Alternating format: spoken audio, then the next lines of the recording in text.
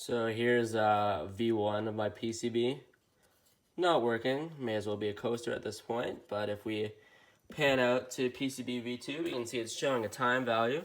Granted, it's not the correct time value, but a time value it is. If I wanted to move on and try to show the not working spectrum equalizer values, I could upload using Programmer. I'm gonna hold on for a second. And now we should have some not working equalizer values. You know, the bars are going up and down, so that's a bit of a plus. I can also demonstrate that this board works off of the USB cable. Plug that in. Power switch. Still functioning. I mean, kind of functioning. And now I'm going to tell you how it works. So this case was designed in Fusion 360. You can see I kind of got the ACES diffuser going. You can see it kind of forms the RTC ACES symbol. It's to kind of diffuse the LEDs, make kind of a more cohesive visual. It's also printed in gray. They're two different pieces glued together. Featured on my PCB is the AT-Tiny84, here and here, ISP header, 5 volt power input, an 8x14 LED matrix. Here's my DS1307 real-time clock, the crystal, and 2 resistor values for it. And here is the coin cell for the 1307. There's the MSG EQ7, which is the spectrum equalizer. That has some varying capacitors and resistors, and there's 2 Max 7219s, these big boys right here, which need a 10 microfarad and 0.1 microfarad and a 28 kilo ohm resistor value for the current set. Jumping into my my code here, you can see we start off with the tiny wire, tiny RTC lib libraries. These are for the DS1307 communication with the AT-Tiny.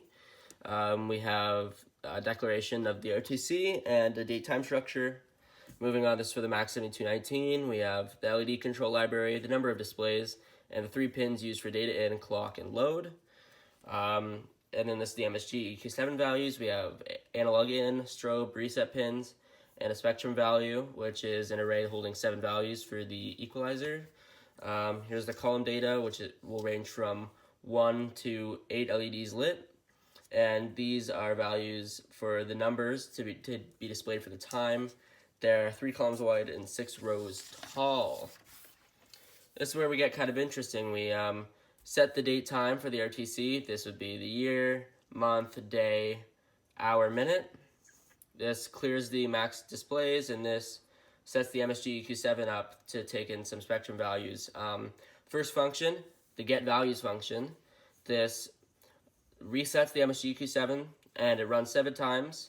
You turn the strobe pin low, take an analog reading of the first frequency. Strobe pin high will move on to the next frequency, continuing all the way through. Display values will display the equalizer values, so that's what's happening right now. You see that each one's of 2 width, and they're displaying spectrum value at different cells. Next, we're going on to the display time function, which takes the hour and minute tens and minute ones from the DS1307, and we'll display them in a similar fashion to the MSG EQ7. And finally, in the loop function, we have 2 minute values, so we'll take an old minute value, and if the new minute's the same as the old minute, the minute hasn't passed, so we'll display our equalizer values.